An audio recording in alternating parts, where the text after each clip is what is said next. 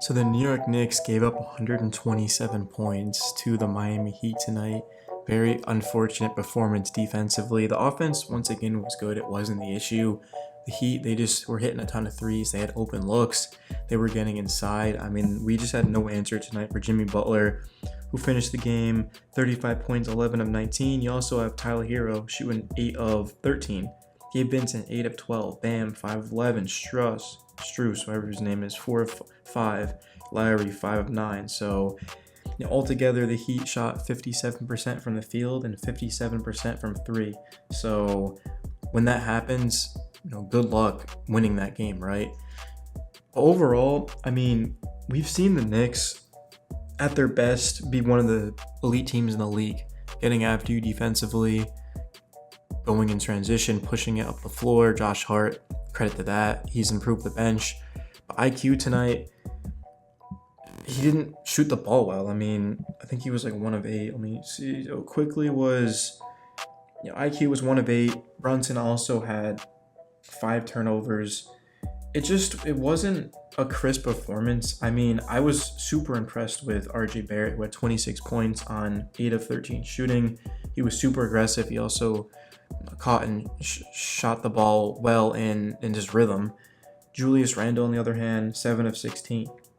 Randle, lately, I know he had that huge 57-point performance, but past some of these few games, Randle hasn't exactly shown up. And without Randle, we're not going to be able to win a lot of games because he essentially is our offense, right? It's a lot of one-on-one, predicated around Randle and Brunson. And Brunson came into play from a shooting standpoint. I mean, he had 25 points, did miss 2 free throws at the end of the game, which sucked, but 10 of 16, 2 of 6 from 3.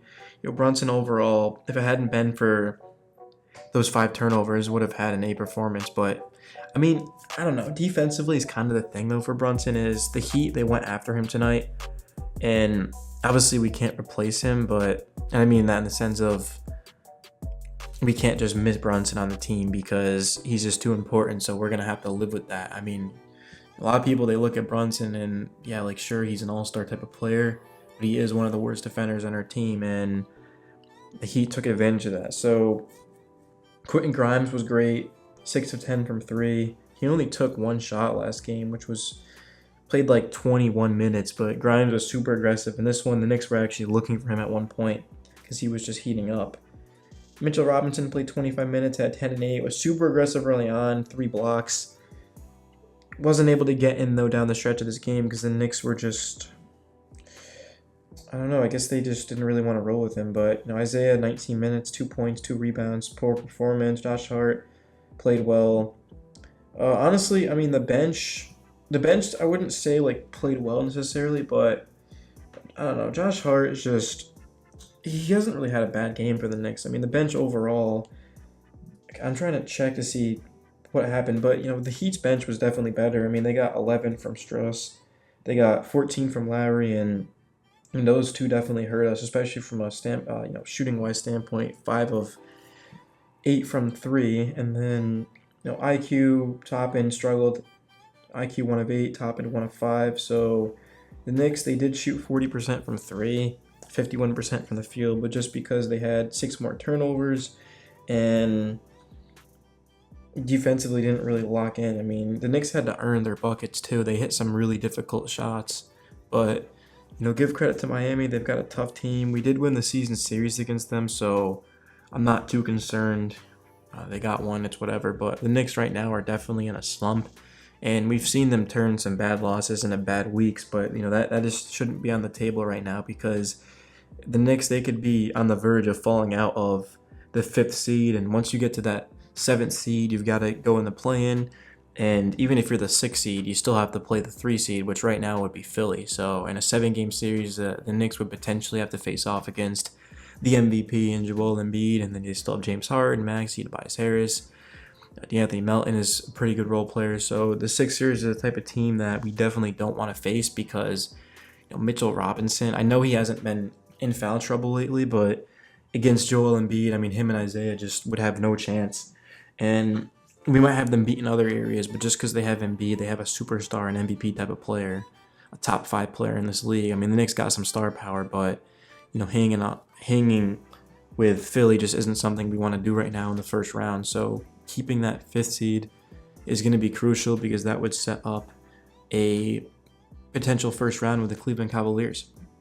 And the Cavs are a very similar team to us on both sides of the floor, and we do have the firepower to compete with them. They've got Garland, they've got Donovan Mitchell, we've got Randall, we've got Brunson. I mean, the biggest thing for the Knicks, though, is in the playoffs is can they show up for 4 games? Because we've seen the Knicks be able to do some crazy things, but we've also seen them look bad, right? Like when they lost to the Hornets, when they just lost, last game, which it's kind of insane that I can't even remember who we played. And I watched the full game, but it just was literally 2 days ago. I don't even remember who that game was against because it just completely went through my mind. Like it went kind of, in one year and out the next. I mean, it just was an ugly performance defensively, but that's gonna be the video. I mean, I definitely am trying to make videos after losses because I watch every game, so I might as well show you my reaction. But it's just, things have to get cleaned up from a defensive standpoint. And Randall, he's got to show up, man. Like, you can't have a 57-point game and then come out here and shoot 7 of 16 from the field. I mean, that's not terrible, but Randall did have a fouling issue as well, a couple of offensive ones, and I don't know, man. Just hopefully the Knicks can bounce back tomorrow in Orlando against the Magic and pick up a win. They've got a young, scrappy team down there, a lot of talent on it. So the Knicks are, they can't take that for granted. They're gonna have to be, showing up. But it's kind of crazy because we won 9 games in a row and looked like we were gonna push all the way up to the 4 seed, and then all of a sudden the Knicks start slumping. But there's still a lot of season left. I mean, there's less than 3 weeks, but there's still a lot of games left.